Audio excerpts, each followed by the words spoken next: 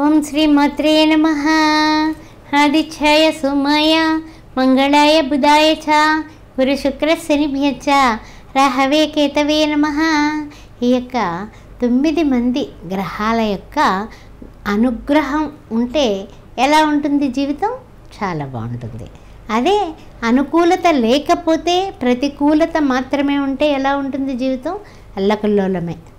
అందువలన మనకి నవగ్రహ దోషం అంటే ఏమిటి అనే విషయాన్ని మనం ఇప్పుడు ప్రస్తావించుకుందాం. ఏమండి, అస్తమాను రోగమేనండి, ఏమిటో అర్థం కాదు, అస్తమాను మంచాన పడే ఉంటారు మా ఇంట్లో వాళ్ళు అని ఒక ఆయన వాపోతూ ఉంటాడు. ఎందువలన అంటే ఆమెకు ఎప్పుడు జ్వరం వస్తూనే ఉంటుందట. ఒక రోజు వస్తుంది జ్వరం, మళ్ళీ 4 రోజులు ఏదో కొంచెం లేచిందా అనుకుంటే మళ్ళీ వారంలో 2 రోజులు కాదు 3 రోజులు జ్వరంతో ఉంటుంది, 4 రోజులు బాగుంటుంది. ఒక ఆమె అయితే కనుక వారం రోజుల్లోని 5 రోజులు బాగుండదు, 2 రోజులు మాత్రమే బాగుంటుంది. అది ఏమిటి అంటే ఎన్ని టెస్టులు చేయించినా అర్థం కావడం లేదు. అది రవికి సంబంధించిన దోషం.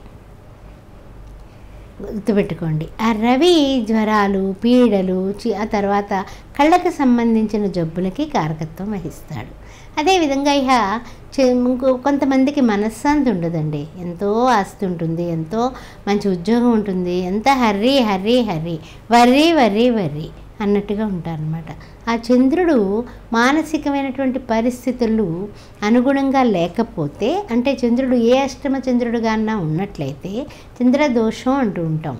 అందువల్ల ఈ జ్యోతిష్య శాస్త్రరీత్యా తప్పనిసరిగా వాళ్ళు సోమవారం పూట ఇద్దరికైనా సరే అన్నదానం చేయడం అనేది చెప్పదగిన సూచన.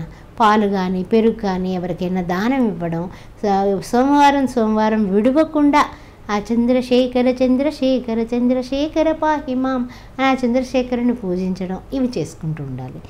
మంగళవారానికి వస్తులోకి మనకి కుజదోషం ఉంటుంది. కుజుడు ఉంటాడు కదా, కుజదోషం, నాగదోషం, ఆ తర్వాత సర్పదోషాలు, ఇలాంటివన్నీ అంటూ ఉంటారు. ఈ కుజదోషం చాలా చాలా విపరీతమైనటువంటి విషయం.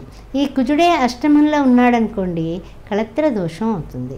అందువల్ల కుజశాంతికై మంగళవారాలు చేయటం, మంగళవారం నాడు సుబ్రహ్మణ్యేశ్వర స్వామిని దర్శనం, అర్చన, అభిషేకం ఏదో ఒకటి చేయించుకుంటూ ఉండడం, మంగళవారం ఒక్క పొద్దు ఉండడం, రాత్రికి భోంచేయడం, ఇలాంటివన్నీ పాటిస్తూ జాతకంలో ఉన్నటువంటి దానికి అంటే దోషం ఎంత ఉంది అనేది తెలుసుకొని దానికి నివారణ చేసుకోవడం, కుంభ వివాహం లాంటివి, కదలి వివాహం లాంటివి, వివాహానికి ప్రయత్నం చేస్తుంటే అవ్వకపోతే అవి చేయించుకోవడం, ఆ విధంగా చేయడం వల్ల కూడా మీకు అన్ని విధాలా ఉపయుక్తంగా ఉంటుంది.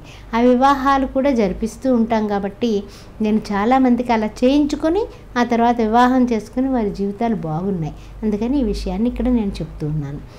కొంతమందికి బుద్ధికారకుడైనటువంటి బుధుడు నీచలో ఉంటాడు. అంటే ఏమిటి? ఆయన మిథునంలో కానీ ఆ తర్వాత కన్యలో కానీ ఉంటే చాలా మంచి విషయం అనుకుంటూ ఉంటాం. అదే ఏ మేషంలో ఉన్నాడనుకోండి, అప్పుడు నీచ అంటూ ఉంటాం అనమాట. అందువల్ల ఈ బుద్ధికారకుడైనటువంటి బుధుడు నీచలో ఉండడం వల్ల మనకి అనుకున్న ఆలోచనలు అనుకున్నట్లుగా అమలుపరచం. దానివల్ల కొంచెం ఇబ్బందులు కలుగుతూ ఉంటాయి. పెసర్లు అంటూ ఉంటాం కదా, పచ్చ పెసలు, అవి నానబెట్టి గోమాతకి కొంచెం బెల్లం కలిపి తినిపించడం వల్ల కూడా మనకి అన్ని విధాలా ఉపయుక్తంగా ఉంటుంది. కొంతమందికి గురుబలం లేదు, వివాహం కావడం లేదు అంటారు. ముఖ్యంగా ఆడపిల్లలకేమిటి, మగపిల్లలకేమిటి. అలాంటప్పుడు ఆ గురుబలం పెరగడానికి బాబా దర్శనం, దత్తాత్రేయ దర్శనం, గానుగాపూర్ వెళ్ళి నరసింహ సరస్వతి పాదుకా దర్శనం, పాదుకా అష్టకం చదువుకోవడం వల్ల తప్పనిసరిగా గురుబలం పెరుగుతుంది. గురువారం నాడు పసుపు రంగు వస్త్రాలు ధరించి ఎవరికైనా పసుపు రంగు వస్త్రాలు దానం చేసి చక్కగా శనగలు కూడా అందరికీ పంచడం, అంటే ప్రసాదం కింద, లేదా శనగపిండితో చేసిన మిఠాయిండులన్నా పంచడం మంచిది.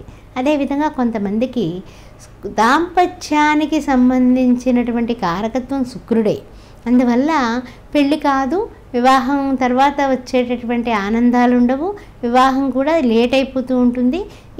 లేకపోతే పిల్లలు పుట్టడం తక్కువ, అది సంతానానికి సంబంధించినటువంటి దోషాలు ఉంటాయి. అందువల్ల ఈ శుక్రగ్రహం వల్ల కూడా ఈ యొక్క కణముల సంఖ్య తగ్గిపోవడం వలన వివాహం తర్వాత కూడా సంతానం ఉండదు.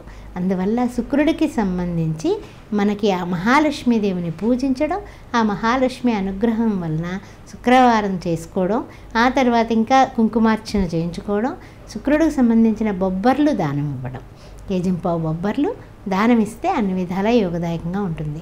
ఇక కొంతమందికి అష్టమ శని, అర్ధాష్టమ శని, ఏలినాటి శని, శని లగ్నాత్తు ద్వితీయంలో 7వ ఇంట 8వ ఇంట ఆ శని దృష్టి ఇన్ని జాతకంలో వస్తే చూసుకోండి. ఆ శని భగవానుడి గురించి మనకి తిప్పలే తిప్పలు, ఆ తిప్పలు తప్పనే తప్పవు. అట్లాంటప్పుడు మనం చేసుకోవాల్సింది నీలాంజన సమాభాసం రవిపుత్రం యమాగ్రజం ఛాయా మార్తాండ సంభూతం తం నమామి శనిచ్చరం అన్న శని భగవానుడి యొక్క అనుగ్రహం కోసం నల్ల నువ్వులు, నీలరంగు వస్త్రాలు, నీలం పువ్వులతో ఆ యొక్క అభిషేకం చేయించుకొని ఈ యొక్క మందపల్లి వెళ్ళి కానీ లేకపోతే శని గానుగాపూర్ వెళ్ళడం కానీ ఇవన్నీ ఎక్కడైనా సరే మీరు చేయించుకుంటూ ఉండడం, స్థానికంగా చేయించుకోవచ్చు. అలా చేయించుకుని శనివారం నాడు అన్నదానం చేయడం చాలా బాగుంటుంది. ఇలా ఈ 7 గ్రహాలు అయిపోయినాయి, 2 ఛాయాగ్రహాలు ఉన్నాయి. శనికి ఏ పరిహారం చేస్తామో అవి రాహువుకి చేసి మినప వడలు ఉంటాయి కదా, అంటే పొట్టుపప్పుతో చేసిన వడలు దండ హనుమాన్ చాలీసా చదువుకుంటూ ఉంటూ అది ఆ యొక్క హనుమంతుడికి మంగళవారం పూట కానీ శనివారం పూట కానీ దండ సమర్పిస్తే మీకు రాహు దోషం తగ్గుతుంది.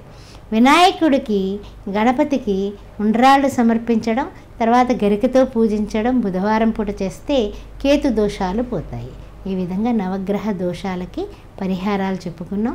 మీరందరూ ఆయురారోగ్యాలతో అష్టైశ్వర్యాలతో ఉండాలి. జాతక సమస్యలు అయితే మమ్మల్ని సంప్రదించవచ్చు కూడా. ఆ విషయాన్ని కూడా గుర్తుపెట్టుకోండి. ఓం శ్రీమాత్రే నమః.